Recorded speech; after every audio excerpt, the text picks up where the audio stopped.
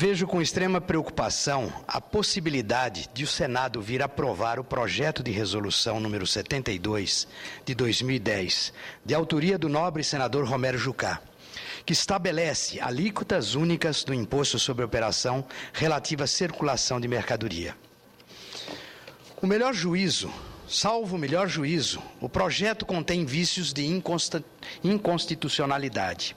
Além disso, é um verdadeiro míssil contra todos os esforços de diversos estados da federação no sentido de dinamizar as economias regionais. Quem conhece a economia de Goiás e de outros estados, como no Centro-Oeste, no Norte e no Nordeste, principalmente Vitória do Espírito Santo e Santa Catarina, sabe do esforço dos governos estaduais para promover a industrialização e abrir novos horizontes do emprego e renda. Ao longo das últimas décadas, foi marcante a ausência de uma política federal consistente de desenvolvimento regional, capaz de incentivar o deslocamento do eixo de concentração das indústrias do Sul e Sudeste para outras regiões do Brasil. Não se pode pensar em desenvolvimento no Brasil sem a interiorização do progresso. Nesta luta, os estados mais pobres sempre estão praticando sós para saírem da condição de produtores primários e atraírem indústrias de transformação tão necessárias ao desenvolvimento regional. O caminho nesse sentido tem sido o incentivo fiscal sob diversas formas para que importantes indústrias venham para esses estados. Cito aqui, pela relevância, o exemplo de Catalão e Rio Verde. São duas cidades do interior goiano que tiveram um crescimento impressionante ao longo das últimas décadas, porque o Estado ofereceu incentivos fiscais a Mitsubishi Motor, a Perdigão, para se instalarem nos respectivos municípios. E a bem da verdade, senhoras e senhores senadores, nenhum Estado perdeu arrecadação nos últimos 15 anos. Todos ganharam. Anápolis, seguindo o mesmo modelo de incentivo, é a principal cidade industrial e centro logístico do Centro-Oeste brasileiro, com o Porto Seco e o Distrito Industrial. O município é o primeiro no ranking regional de competitividade e desenvolvimento, além de estar no coração da região mais desenvolvida do Centro-Oeste brasileiro, conhecida como o Eixo Goiânia-Anápolis-Brasília. Anápolis é uma forte economia voltada para a indústria de transformação automobilística, de medicamentos e de comércio atacadistas. O grande impulso da economia de Goiás veio com o programa de incentivos fiscais mediante créditos de ICM às indústrias que se instalassem em Goiás. É sempre oportuno ressaltar, nesta tribuna, que os estados têm enfrentado todas as sortes de obstáculos para atender às demandas da sociedade. Enfrentam a rigidez orçamentária e a concentração de recursos na União. De um lado, a dívida estadual impagável e a desoneração das exportações de outro. Aqui faço um parêntese para lembrarmos que o ônus que tem principalmente os municípios, com educação e saúde, que é totalmente imputado a eles. E os impostos que recebiam, hoje, estão mudando para contribuições. Há 10 anos atrás, os municípios tinham referente à arrecadação da União, 80% eram impostos e 20% eram contribuições.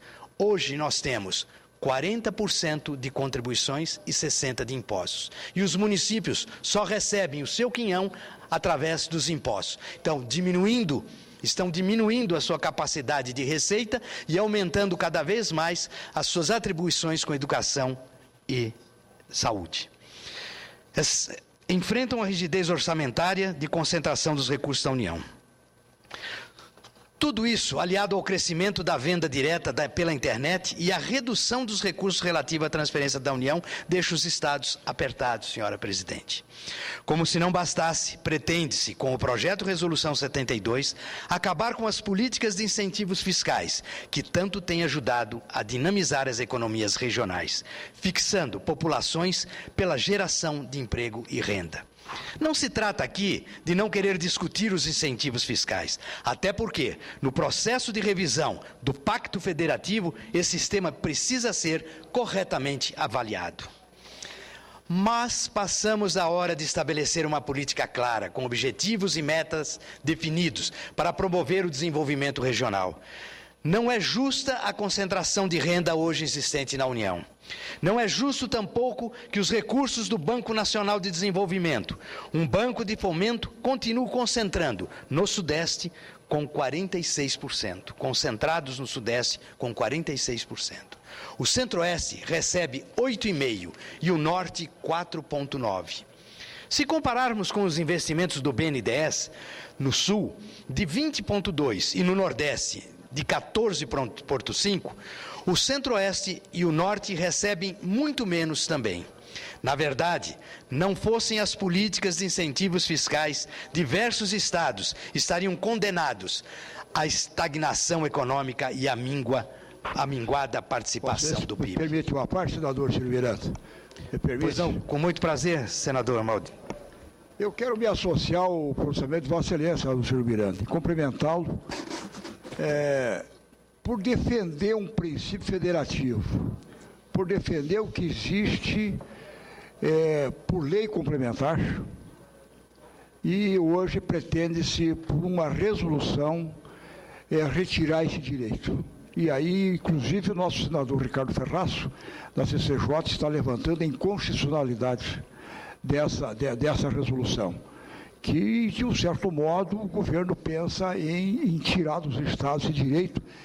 É o único instrumento que os estados detêm para poder criar um pouco de desenvolvimento nos seus estados, para desenvolver a descentralização, como o Goiás, aliás, muito bem vem usando. E explodiu o Goiás por ter a coragem de aplicar isso, para buscar esse instrumento que é dos estados, para trazer o seu desenvolvimento e assim criar produto, emprego e renda e desenvolver. Acontece a mesma coisa com Santa Catarina, com o Espírito Santo e outros, o Pará, que fortaleceram os seus portos, motivando com uma certa isenção, usando o privilégio do ICMS, que é a característica, um dos únicos instrumentos, ferramentas que detém para fortalecer portos. E assim nós fizemos também em Santa Catarina. É claro, como diz Vossa Excelência, todos concordam em sentar para criar um novo pacto federativo, que está concentrando. Se abolir esse princípio que é direito dos estados, nós vamos criar um estado unitário, a União unitária, e vamos privilegiar como veio o passado. Vamos centralizar tudo. Por isso, os nossos cumprimentos, sem abrirmos mão do debate nesse grande tema que nós temos que discutir harmonicamente entre os representantes dos estados de todo o Brasil. Muito obrigado, senador Cacildo Maldame. E nós provamos, Santa Catarina, o Espírito Santo e Goiás, que ninguém perdeu, todos ganharam nessa história. Nos últimos 15 anos, ninguém perdeu renda. E se não fosse assim, Santa Catarina, Goiás e o Espírito Santo estariam numa situação deplorável. Muito obrigado pela sua parte, senhor. É preciso rever o Pacto Federativo e estabelecer, de fato, mecanismos compensatórios para que o desenvolvimento do Brasil seja mais equânime e permita aos entes federados agregarem valor a produtos primários e estabelecerem indústrias de transformação. Um Fundo Nacional de Compensação seria uma excelente alternativa, mas só isso não basta, porque ele compensa apenas o que se arrecada, mas e os empregos? Como é que ficam? Que num determinado momento as empresas vão migrar, então precisa se pensar. Tememos que nessa questão dos incentivos fiscais prepondere uma análise pontual e imediatista que ignore a complexidade do tema. O nosso repúdio ao projeto de resolução 72 de 2010. Baseia-se também na inconstitucionalidade da medida.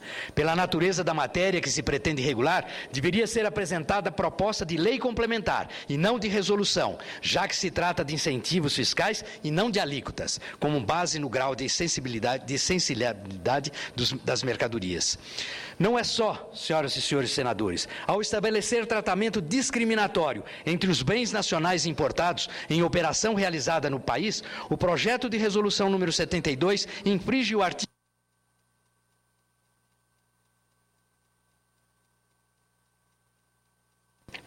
Já concluo, senhor presidente. Infringe o artigo 152 da Constituição Federal. Por quê? Porque é vedado aos estados, ao Distrito Federal e aos municípios estabelecerem diferenças tributárias entre bens e serviços de qualquer natureza, em razão de sua procedência ou destino. O Supremo Tribunal Federal tem reiteradas vezes entendido serem inconstitucionais discriminações internas. Tanto é que julgou como inconstitucional o estabelecimento de alíquotas diferentes do IPVA para veículos nacional e importado. Com certeza, caso o projeto Resolução 72 venha a ser aprovado, corre-se o risco de constitucionalizar a discussão entre com ações diretas no Supremo Tribunal Federal. Ademais, haveria violação dos princípios que regem a prática do comércio internacional, consagrados pelo GATT 47 e incluídos no Acordo Constitutivo da Organização Mundial do Comércio das Uniões. Trata-se do princípio geral de não discriminação que dá ao produto estrangeiro o mesmo tratamento e vantagem concedido ao produto nacional similar. Senhora Presidente, entendo perfeitamente a preocupação do nobre senador Jucá e tentar regular a matéria de extrema importância para o desenvolvimento do Brasil, mas me permito nessa tribuna reafirmar a convicção de que dessa questão se insere em outra maior, o estabelecimento de uma política de desenvolvimento regional e de um fundo de compensação dos estados. Eu agradeço a gentileza do tempo extra e espero que o bom senso venha a prevalecer. Muito obrigado, senador.